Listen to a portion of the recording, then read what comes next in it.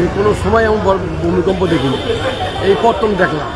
রাজধানী ঢাকা সহ দেশের বিভিন্ন স্থানে তীব্র ভূমিকম্প অনুভূত হয়েছে। ভূকম্পনের এই ঘটনায় এখন পর্যন্ত 4 জনের মৃত্যুর খবর নিশ্চিত হওয়া গেছে।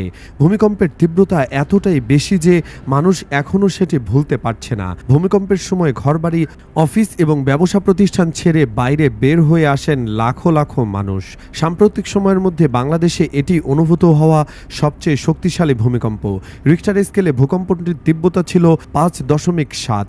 এতে বিভিন্ন ভবন হেলে গেছে, কিছু ধসেও পড়েছে। চিন্তা করুন, এটি যদি 8 বা 9 মাত্রার ভূমিকম্প হতো তাহলে পরিস্থিতি কতটা ভয়াবহ হতো। গবেষণা বলছে বাংলাদেশে বড় মাত্রার ভূমিকম্পের ঝুঁকিতে রয়েছে। যদি বাংলাদেশে শক্তিশালী ভূমিকম্প হয় তবে ক্ষয়ক্ষতির সম্ভাবনা কেমন? এই ধাক্কা সামাল দেওয়ার জন্য বাংলাদেশের কি কোনো প্রস্তুতি আছে? চলুন বিস্তারিত জেনে নেওয়া যাক। বাংলাদেশে শুক্রবার সকাল 10:30টার দিকে ভূমিকম্পে তাকে এ যাবৎকালের মধ্যে সর্বোচ্চ বলে উল্লেখ করেছেন ভূমিকম্প বিশেষজ্ঞ অধ্যাপক হুমায়ুন আখতার। বাংলাদেশের আবহাওয়া অধিদপ্তরের তথ্য অনুযায়ী ভূমিকম্পটির উৎপত্তিস্থল ছিল নরসিংদীর মাধবদী। ভূমিকম্পটিকে নিম্ন মাঝারি মাত্রার বলছে আবহাওয়া অধিদপ্তর। অন্যদিকে মার্কিন ভূতাত্ত্বিক জরিপ সংস্থা বলছে রিক্টার স্কেলে ভূমিকম্পটির তীব্রতা ছিল 5.5। কেন্দ্রস্থল নরসিংদী থেকে 14 কিলোমিটার দক্ষিণ পশ্চিমে, মাটির 10 কিলোমিটার নিচে। রাজধানীর এক শপিং মলের কাপড় ব্যবসায়ী জানান, আমরা ভয় পেয়ে গিয়েছিলাম। হঠাৎ দেখি শেলফ থেকে কাপড় নিচে পড়ে যাচ্ছে, প্রচণ্ড কাঁপুনি অনুভব করি। মিরপুর 2 থেকে এক গৃহিণী বলেন, হঠাৎ দেখি ড্রেসিং টেবিল নড়ছে, সেখানে রাখা কসমেটিক্সের কোটা পড়ে যাচ্ছে, কয়েকটি গ্লাস ভেঙেছে, মনে হচ্ছিল কেউ ধাক্কা দিচ্ছে। গত কয়েক বছর ধরে দেশে ছোট ও মাঝারি মাত্রার ভূমিকম্পের সংখ্যা অস্বাভাবিক হারে বেড়ে যাওয়ায় বড় ধরনের প্রাকৃতিক বিপর্যয়ের আশঙ্কা করছেন বিশেষজ্ঞরা। তাদের মতে ঘন ঘন হালকা ভূকম্পন মূলত একটি বড় শক্তির ভূমিকম্পের প্রাথমিক ধাপ এবং বাংলাদেশে বর্তমানে প্রায় 150 বছরের যে ভূকম্পন চক্রের মধ্যে আছে তাতে যে কোনো মুহূর্তে রিক্টার স্কেলে 8.2 মাত্রার মতো প্রলয়ঙ্কারী ভূমিকম্প হতে পারে। তথ্য অনুযায়ী 2022 সালের সেপ্টেম্বর থেকে 2023 সালের ডিসেম্বর পর্যন্ত মাত্র 15 মাসের ব্যবধানে দেশে ছোট ও মাঝারি মাত্রায় প্রায় 21টি ভূমিকম্প অনুভূত হয়েছে। এই সময়ের মধ্যে হওয়া 12টি ভূমিকম্পের মধ্যে 3টির মাত্রা ছিল রিক্টার স্কেলে 5-এর ওপরে। এছাড়া সাম্প্রতিক সময়ে অনুভূত হওয়া ভূমিকম্পগুলোর মধ্যে একটি ছিল 2023 সালের 5 মে ভোরে, যার উৎপত্তি স্থল ছিল ঢাকার খুব কাছের উপজেলা দোহারে। রিক্টার স্কেলে এর মাত্রা ছিল 4.3। এর আগে লক্ষ্মীপুরের রামগঞ্জে উৎপত্তিস্থল হওয়া অন্য একটি ভূমিকম্পের কারণে কিছু কিছু স্থানে বড় বড় ভবন ও ঘরের ছাদে ফাটল ধরেছে, মেঝের টাইলসে ফাটল ধরেছে এবং কোথাও ভবন থেকে দ্রুত নিচে নামতে গিয়ে শতাধিক পোশাক শ্রমিকের আহত হওয়ার খবর পাওয়া গেছে। ভূতত্ত্ববিদদের মতে বাংলাদেশের অবস্থান হচ্ছে একটি অত্যন্ত ভূমিকম্প প্রবণ এলাকায়, যেখানে দুটি সক্রিয় টেকটনিক প্লেট, ভারতীয় প্লেট ও মিয়ানমার টেকটনিক প্লেট পরস্পরকে স্পর্শ করে আছে। মানে যে কোনো সময় এখানে বড় ভূমিকম্প হতে পারে। 2019 সালের সমন্বিত দুর্যোগ ব্যবস্থাপনা কর্মসূচি ও জাইকার এক যৌথ জরিপের ফল বলছে, ঢাকায় 7-এর বেশি মাত্রার ভূমিকম্প হলে শহরের 2 লাখের বেশি ভবন ভেঙে পড়বে, 2,35,000 ভবন ক্ষতিগ্রস্ত হবে। 2023 সালের 6 ফেব্রুয়ারি তুরস্ক সিরিয়ায় 7.8 মাত্রা এবং 8.5 মাত্রার 2টি ভূমিকম্প হয়। এতে দেশ দুটির 50,000-এর বেশি মানুষের মৃত্যু হয়েছে। ওই ভূমিকম্পে তুরস্কের 1,60,000-এরও বেশি ভবনে 5,20,000 অ্যাপার্টমেন্ট ধ্বংস হয়েছে। বাংলাদেশে এ মাত্রার ভূমিকম্প অনুভূত হলে এর চেয়ে বেশি ক্ষয়ক্ষতি হবে বলে আশঙ্কা করছেন অধ্যাপক মেহেদী আহমেদ আনসারী। ধারণা করা হয় বাংলাদেশে 1 কোটির বেশি মানুষ মারা যেতে পারে। বুয়েটের এই শিক্ষক বলেন, এ মাত্রায় ভূমিকম্প বাংলাদেশে হবেই। বাংলাদেশ ভারত বর্ডারে হতে পারে, মধুপুর শ্রীমঙ্গলেও হতে পারে, কিন্তু আমাদের এখানে ক্ষতি বেশি হবে কারণ আমাদের জনসংখ্যা বেশি। যেহেতু ঘন ঘন ভূমিকম্প হয় না, 150 বছরের চক্র মানুষের স্মৃতিতে থাকে না, এখানে কয়েক লাখ মানুষ মারা যাবে।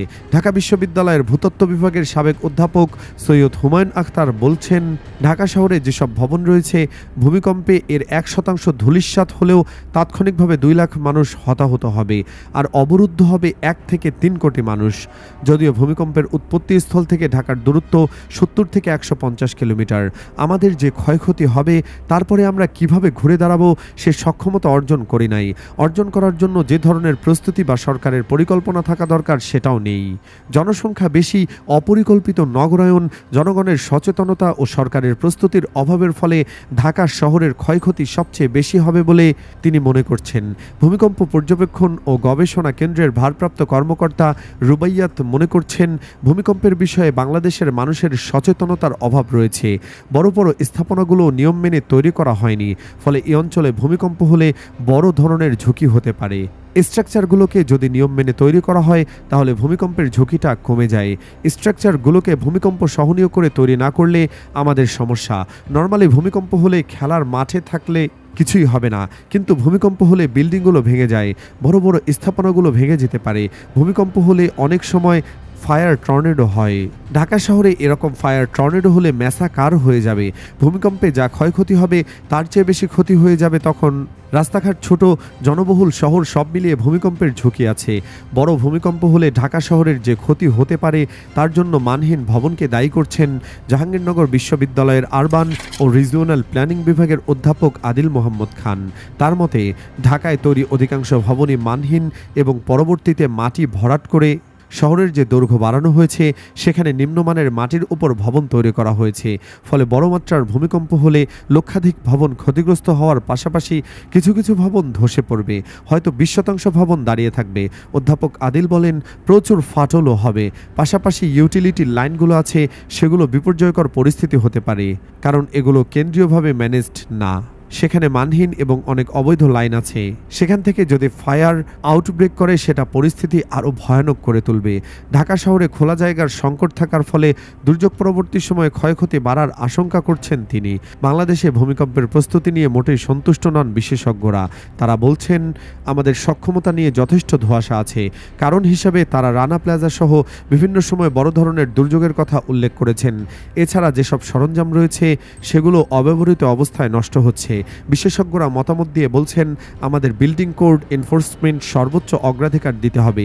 এতে 99% নতুন ভবন টিকে যায়, তবে পুরনো ভবনের জন্য মজবুতিকরণ পন্থায় যেতে হবে। এছাড়া স্থানীয় কমিউনিটিকে ক্ষমতায়ন করার বিষয়ে তারা জোর দিয়েছেন। বড় মাত্রার ভূমিকম্পের ক্ষয়ক্ষতি এড়াতে সচেতনতা বাড়ানোর পাশাপাশি পরিকল্পিত নগরায়নের বিকল্প দেখছেন না বিশেষজ্ঞরা। অধ্যাপক সৈয়দ হুমায়ুন বলছেন, দেশের পশ্চিমাঞ্চলে ভূমিকম্পের ফলে ক্ষয়ক্ষতি কম হবে, ফলে ঢাকাকে বিকেন্দ্রীকরণ করতে হবে। গুরুত্বপূর্ণ জিনিসগুলো পশ্চিমাঞ্চলে স্থানান্তর করতে গেলে ঢাকার ক্ষতি হলেও দ্রুত ঘুরে দাঁড়ানোর চেষ্টা করা যাবে। ভূমিকম্প আজ হোক বা কাল হোক হবেই, এতে কোনো সন্দেহ নেই। জনগণকে ব্যাপকভাবে সচেতন করে তুলতে হবে, ঘুরে দাঁড়াবার সক্ষমতা তৈরি করতে হবে। এদিকে সরকারের কোনো প্রস্তুতি নেই। নিয়মিত সিটি কর্পোরেশনের ওয়ার্ডগুলোতে ভূমিকম্পের মহড়া করে মানুষের মানসিক মনোবল তৈরির পরামর্শ দিয়েছেন তিনি। সরকার থেকে শুরু করে ব্যক্তি পর্যায়ে যেসব স্থাপনা তৈরি করা হবে সেগুলো ভূমিকম্প সহনীয় করে তৈরির পরামর্শ দিয়েছেন আবহাওয়াবিদ রুবাইয়াত কবির। পরিশেষে বলতে হয়, ঢাকার মতো শহরে ভূমিকম্প হলে অচল হয়ে যাবে গোটা দেশই। বাংলাদেশ আবারও পিছিয়ে যাবে কয়েক দশক।